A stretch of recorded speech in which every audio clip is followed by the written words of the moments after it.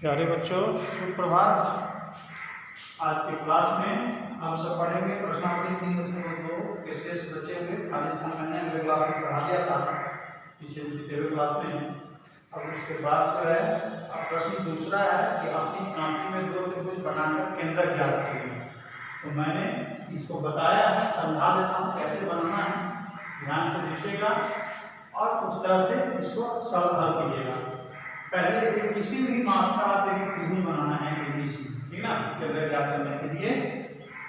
और जब त्रिभुज बना लेंगे तो प्रकार की सहायता से बनाना है, स्केल प्रकार और पेंसिल की सहायता से, यानी कि इसी लाइन खींच दिए हो गया बात।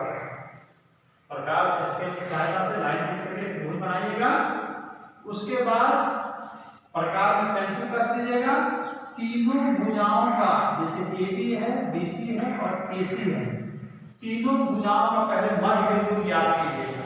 मध्य बिंदु कैसे ज्ञात होगा? छठवीं क्लास में आप लोगों ने रेखाखंड का समविभाजन पढ़ा है।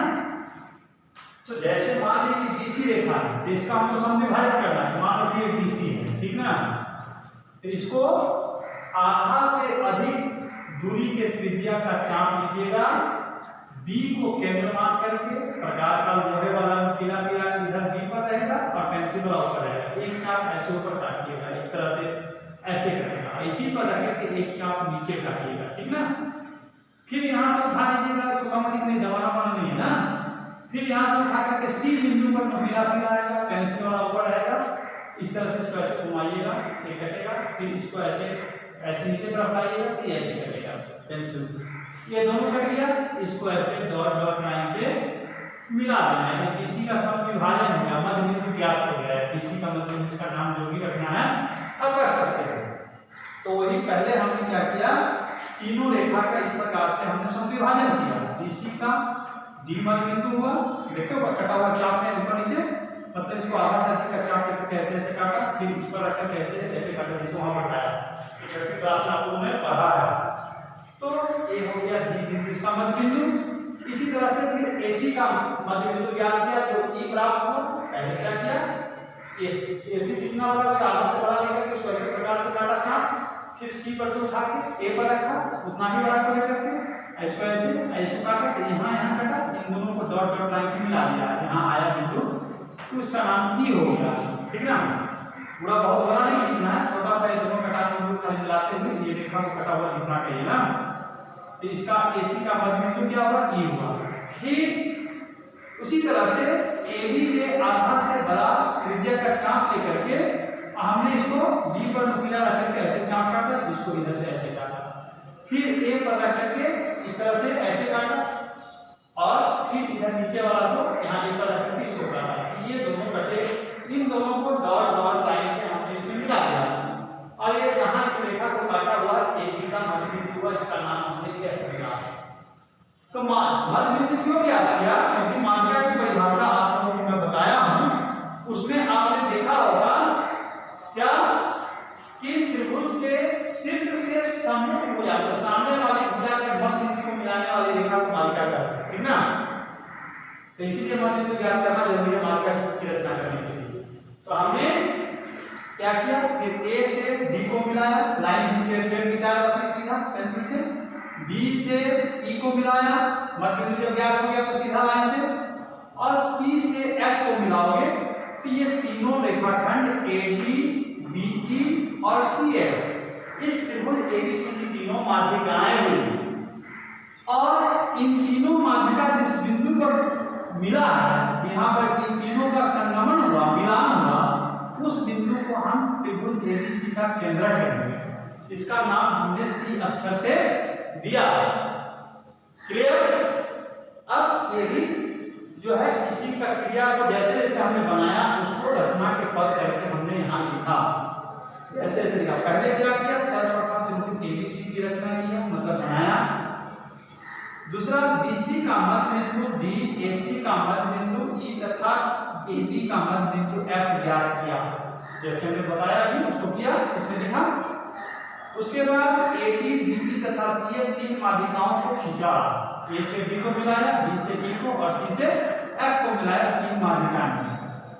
तीनों माध्यिकाएं त्रिभुज ABC के अंदर C बिंदु पर संगामी होती है। संगामी होना मतलब संगमन होता है ना। तो अतः जिस बिंदु पर तीनों माध्यिकाएं मिली वो बिंदु सी जो है त्रिभुज एबीसी का केंद्रक प्राप्त हुआ। तो यही प्रश्न दूसरा में लिखा हुआ है कि दो त्रिभुज बना करके आप केंद्रक ज्ञात कीजिए। कैसे ज्ञात करेंगे? तो इसी तरह से मैं फिर दूसरा त्रिभुज सेम इसी क्रिया को किया और त्रिभुज का नाम खाली बदल दिया PQR और इसका मध्य बिंदु S हो गया PQR का, ये PR का मध्य बिंदु T और PQ का मध्य बिंदु U हमने ज्ञात किया और इसका रचना के बाद उसी क्रम में मैं लिख दिया। ठीक है, तो इसका मध्य एक संगमन बिंदु G हुआ तीनों माध्यिका का, अतः G जो है इसका केंद्रक हुआ। ठीक है ना, बिंदु G त्रिभुज PQR का केंद्रक हुआ। आया समझ में? इस तरह से आपको पेंसिल और प्रकार की सहायता से त्रिभुज बना करके रचना करने हैं। अब है अगला तीसरा प्रश्न, समकोण त्रिभुज बना करके एक लंब केंद्र ज्ञात करना है। तो समकोण त्रिभुज भी ठीक प्रकार और पेंसिल की सहायता से बनाइएगा। एक रेखा पहले नीचे खींचिएगा BC और B बिंदु पर कितना बड़ा लिखिएगा, 5 सेंटीमीटर 4 सेंटीमीटर 6 सेंटीमीटर जितना बड़ा इच्छा हो उतना बड़ा खींचिएगा। ऐसा नाम क्या हुआ नहीं ना। और B बिंदु पर चांटे की सहायता से नब्बेंश का कोण बना दीजिएगा, लाइन खींच दीजिए, समकोण बन गया यहाँ। ये दो रेखा यहाँ बिंदु A मान लीजिएगा, यहाँ C और AC को मिला लीजिएगा। अब B 90 अंश हो गया है, ठीक ना।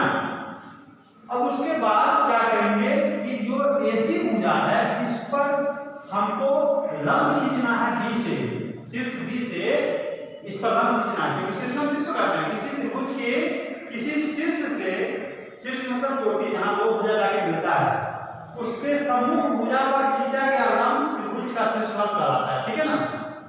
तो पहले हमने B से AC पर शीर्ष लंब डाला। कैसे डाला? कहे कि भाई B से AC पर लंब डालने के लिए पहले एक इतना बड़ा प्रकार फैलाना है कि B पर नुकीला रखिए, पेंसिल वाला ऊपर आएगा तो AC रेखा को कम से कम दो जगह काटिए।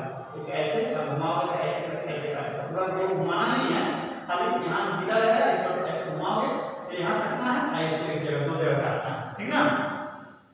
जहाँ कटेगा इस कटान बिंदु पर लग करके फिर इसकी दूरी जो है मान लो कि यहाँ MN है। ठीक ना, ये कटा M और N पर कटा, तो M और N की जो दूरी है उससे आधा से अधिक का चाप लेकर के इसको काटोगे तो बाहर पर कैसे और फिर यहाँ N पर रखकर कैसे काटोगे तो कटेगा उसको। और इस बिंदु को बिना करके आप ऐसे लाइन खींच दोगे तो ये BE रेखा जो है AC पर लंब हो जाएगा, यानी ये BE शीर्ष लंब हो गया किसी त्रिभुज ABC का एक ना। ऐसा समझ में? अब जो है ये तो शीर्ष B से सम्मुख भुजा AB पर AC पर डाला गया लंब हुआ B और समकोण त्रिभुज है चूंकि इसलिए AB जो है ये BC पर लंब है, क्योंकि 90 अंश का कोण होना, लंब होना मतलब क्या, 90 अंश का कोण होना। तो AB जो है ये AC पर BC पर लंब है AB, तो इसलिए शीर्ष A से BC पर डाला गया लंब AB हो गया और शीर्ष C से, क्योंकि चूंकि ये 90 अंश का कोण बना इसलिए शीर्ष C से AB पर डाला गया लंब BC हो गया है। तो इसी को तीनों शीर्ष लंब AB BC और EB चाहे B जो भी कहो, ये तीनों कहाँ मिले? B बिंदु पर मिले, इसलिए बिंदु B जो है इस त्रिभुज समकोण त्रिभुज ABC का क्या कहलाया? लंब केंद्र कहलाया। लंब केंद्र की परिभाषा है ना, तीनों शीर्ष लंब जिस बिंदु पर मिलते हैं हम लोग क्या कहते हैं? लंब केंद्र कहते हैं। इसी को हमने रचना के पद में कैसे लिखा? सर्वप्रथम त्रिभुज ABC एक समकोण त्रिभुज बनाया, क्या रचना किया, जिसका कौन सा कोण B है? तो कोण B बराबर 90 अंश समकोण है। कोण B जो है 90 अंश का है, समकोण है, इसलिए समकोण त्रिभुज नाम पड़ा। अब शीर्ष B से सम्मुख भुजा AC, B शीर्ष से हुआ, इसका सम्मुख भुजा AC पर BE लंब खींचा। लंब को ऐसे लिखते हैं ना, तो हिंदी में लिख दिया हूं, लेकिन इसको BE लंब AC पर है, इसको ऐसे लिखा जाएगा, लंब इसको कहते हैं खींचा। शीर्ष C से तथा A से BC लंब AB, तो BC रेखा जो है AB पर लंब है तथा AB लंब AC है। क्यों है भाई? क्योंकि कोण B 90 अंश है। अगर 90 अंश नहीं होता, समकोण त्रिभुज नहीं होता, तो जैसे यहाँ से यहाँ खींचा शीर्ष लंब, वैसे A से नीचे वाला पर खींचना पड़ता, C से इस पर भी खींचना पड़ता है।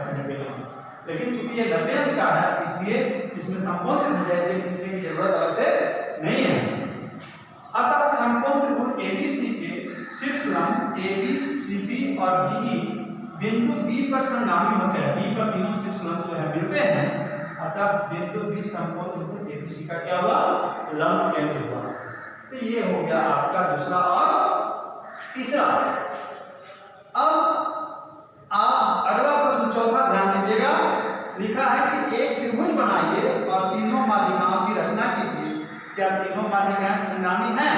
तो ठीक इसी तरह से एक दूसरा त्रिभुज बनाइए, जैसे बताया हम सेम इसी तरह से बनाना है और तीनों माध्यिकाएं संगामी होगी, जरूर लिख देना कि हाँ तीनों माध्यिकाएं संगामी हैं, रचना पर लिख देना। और जैसे ये बताया वैसे तो अलग से बनाना, तो चौथा प्रश्न का आपका हल हो जाएगा। Thank you.